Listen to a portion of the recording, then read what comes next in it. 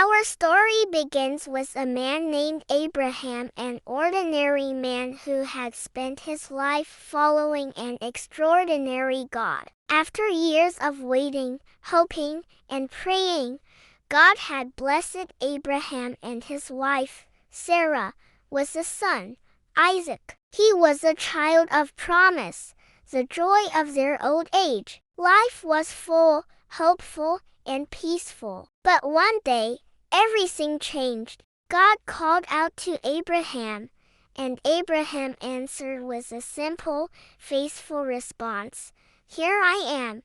Then came a command that shocks the heart and shakes the soul. God told Abraham to take Isaac, his beloved son, and go to a mountain in the region of Moriah. There, Abraham was asked to offer Isaac as a sacrifice. It was a test unlike any he had ever faced. This was the same Isaac through whom God had promised countless descendants. The same Isaac Abraham had waited decades to hold. And now, Abraham had to choose whether he trusted God even when the command made no sense. Early the next morning, Abraham rose and began the journey. There was no hesitation, no bargaining, just quiet, heavy, determined obedience. For 3 days, they walked. 3 days for Abraham to wrestle with the weight of what God had asked. At the foot of the mountain, Abraham turned to his servants and said something remarkable,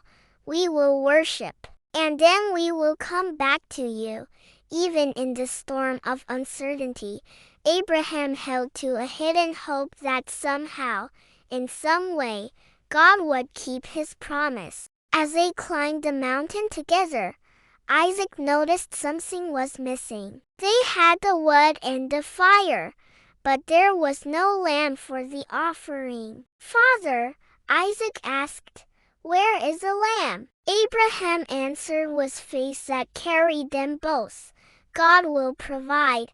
At the top of the mountain, the moment grew heavy. Isaac trusted his father. Abraham trusted his God. With trembling hands and a breaking heart, Abraham built an altar, arranged the wood, and prepared to offer the most precious gift he had. Just as he raised the knife, everything stopped. A powerful voice from heaven called out, "Abraham, Abraham!" Again, Abraham answered, "Here I am."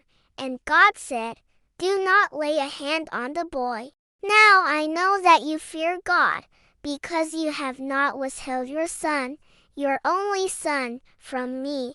The test was over. It was complete. There, just steps away, Abraham saw a ram caught by its horns in a thicket. It was God's provision. Overwhelmed with relief and gratitude, Abraham offered the ram in Isaac's place. He named that place, "The Lord Will Provide," a truth future generations would remember and repeat. Then God renewed his promise to Abraham. Because of Abraham's faithfulness, God declared that his descendants would be as numerous as the stars in the sky and the sand on the seashore. And through his family, all nations on earth would be blessed. This promise stretched far beyond the moment on the mountain. It reaches into the future, pointing ultimately to Jesus, the greatest sign of God's provision for the world. Abraham and Isaac walked down the mountain together,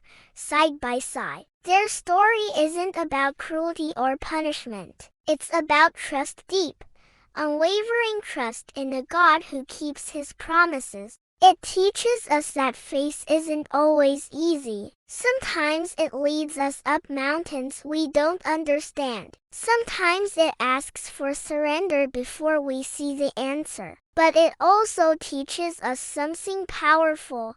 God never intended for Isaac to die. God never abandoned Abraham. And God never breaks his promises. In the end, Abraham's faith was met by God's faithfulness. And on that mountain, we learn a truth that echoes to this day.